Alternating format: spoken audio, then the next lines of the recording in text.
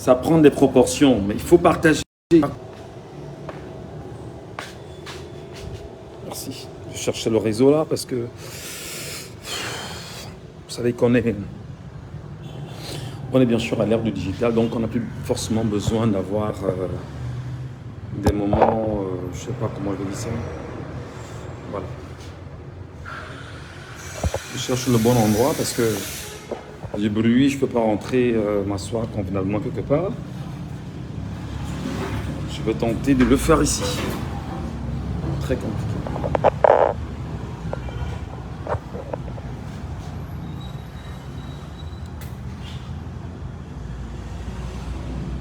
Alors, on n'était pas très nombreux, mais on va aller au pas de course. En ce moment,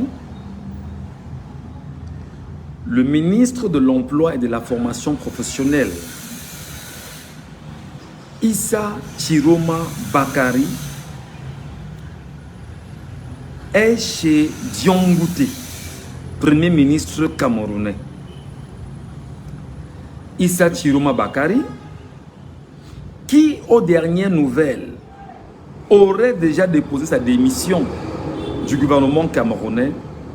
Ceci doit nous interpeller plus que jamais sur ce qui est en train de se passer au Cameroun. On ne peut pas dormir. On ne peut pas ne pas discuter. On ne peut pas ne pas en parler. Mais on doit se poser toutes les questions essentielles.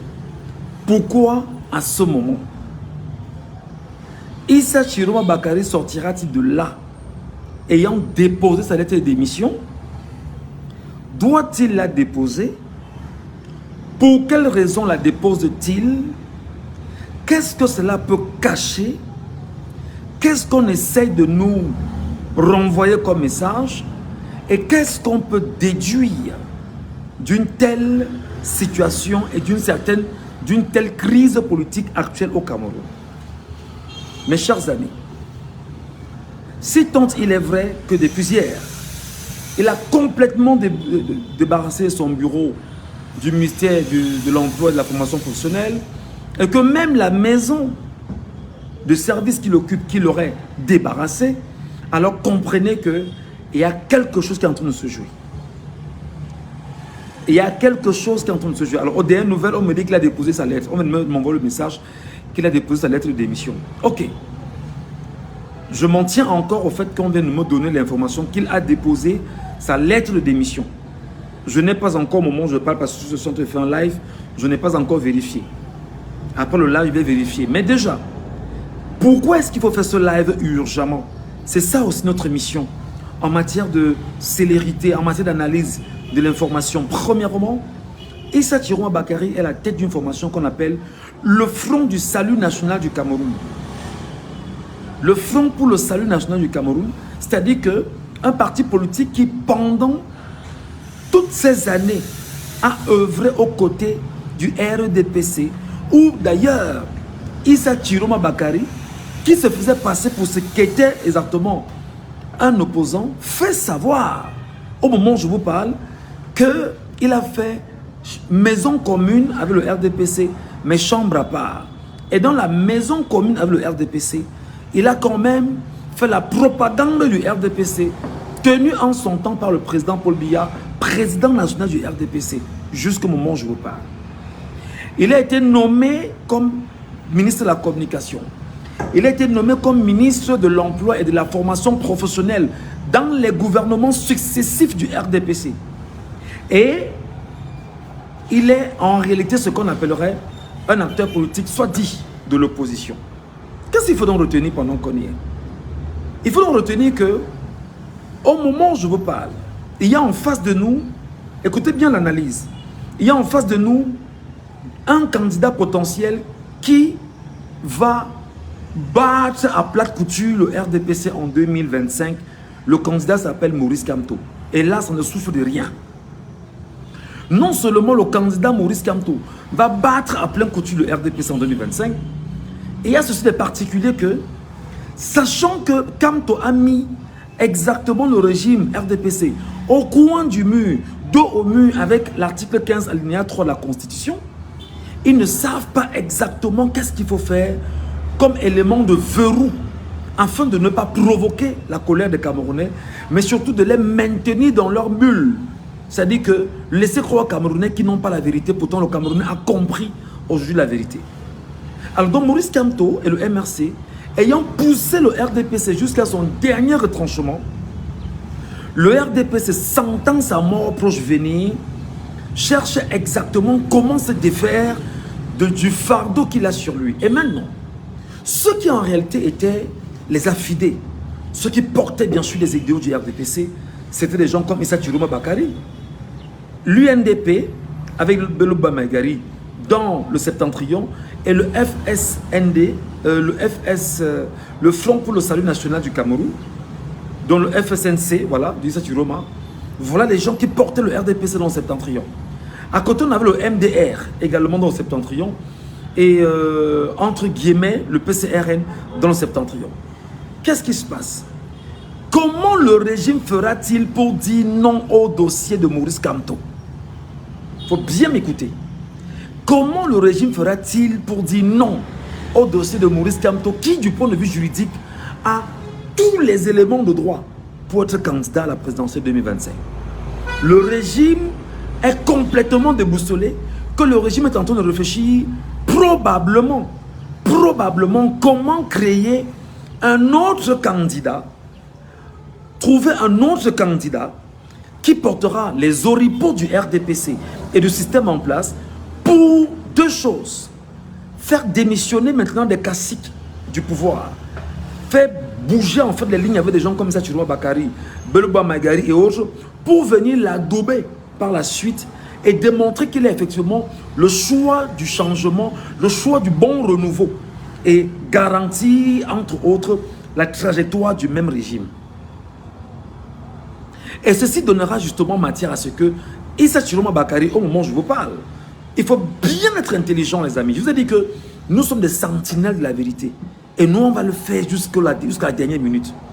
Au moment où je vous parle, tous les regards des médias, des journalistes, tous les Camerounais qui sont éveillés en ce moment ont les yeux sur Issa Chiroma Bakari. Pourquoi il démissionne maintenant? Qu'est-ce qui se passe?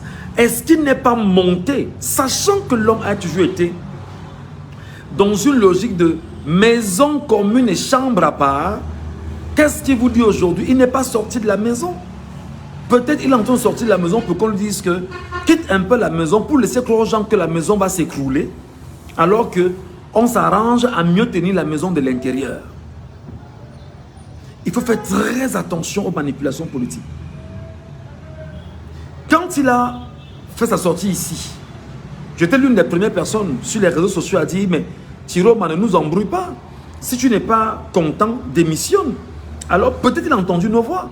Et là, il est en train de s'arranger à démissionner. Donc s'il a démissionné aujourd'hui, je vous interpelle, chaque Camerounais du Cameroun, faites extrêmement attention. Faites extrêmement attention. Ceci sans... C'est-à-dire que ça ressemble exactement à une manipulation organisée par le régime en place. Chiroma démissionne, le régime crée un autre candidat qui va entrer en scène et Chiroma viendra justement adouber ce candidat-là. C'est une hypothèse, mais on est dans cette trajectoire au moment où je vous parle. Chiroma démissionne, Belouba Maïgari démissionne, des gens démissionnent au sein de BIA et le régime crée un nouveau élément qui viendra se placer devant les Camerounais et cela maintenant vient l'adouber comme étant l'exemple à suivre afin de faire, on va dire, volte-face et afin de voir comment casser le mouvement solide du peuple camerounais derrière Maurice Kamto. Voilà ce qui est en train de se jouer. Je vais donc appeler les compatriotes camerounais et vous dire, mes chers compatriotes, on est en politique. Et là où nous sommes, le moment que nous traversons est un moment extrêmement sensible. Ne vous laissez pas induire en erreur. Parce que Issa Chiroma Bakari, en son temps comme ministre de la communication, a fait la propagande sauvage mais une propagande sauvage de M. Biya. Il a vendu il a dit aux Camerounais que c'est Biya qui est l'exemple à suivre. Comment va-t-il aujourd'hui oser dire aux Camerounais qu'il se désolidarise de M. Biya, avec qui d'ailleurs il a combiné, et dont il nous disait hier, oh ben non, maison commune, chambre à part. Non, si tu es dans la maison commune, vous partagez la même pièce commune. Chambre à part, c'est évident.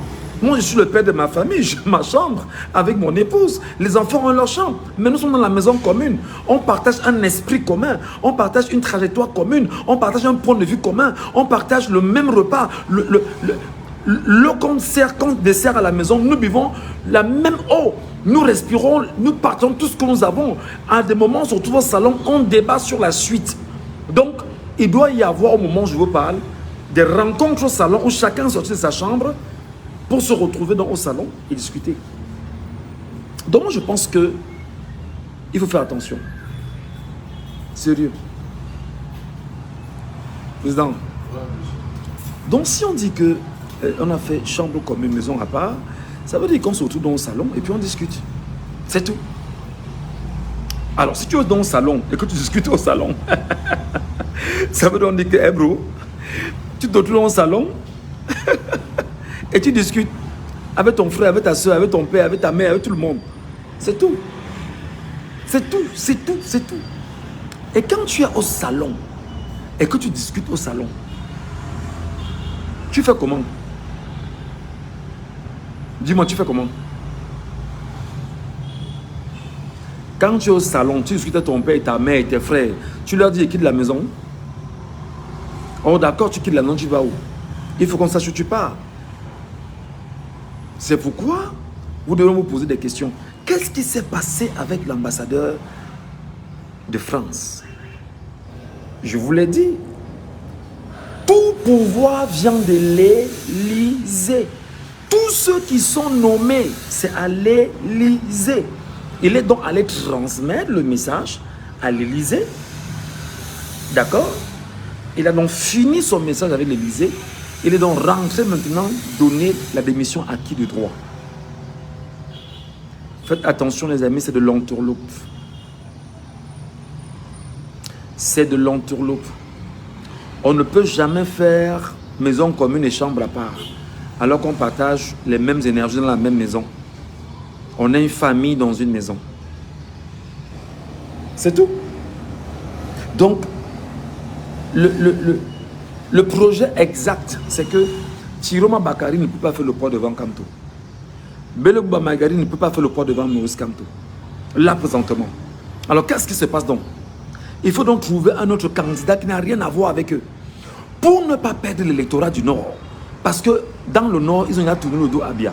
On fait donc comment? Il faut donc trouver quelqu'un qui va se présenter et on va allumer toutes les caméras sur lui et on va dire c'est lui. Et quand on allumera toutes les caméras sur lui, alors il va donc falloir faire pencher le projet du RDPC en sa faveur. Tout à l'heure, on continue la réflexion lorsqu'on sera plus posé.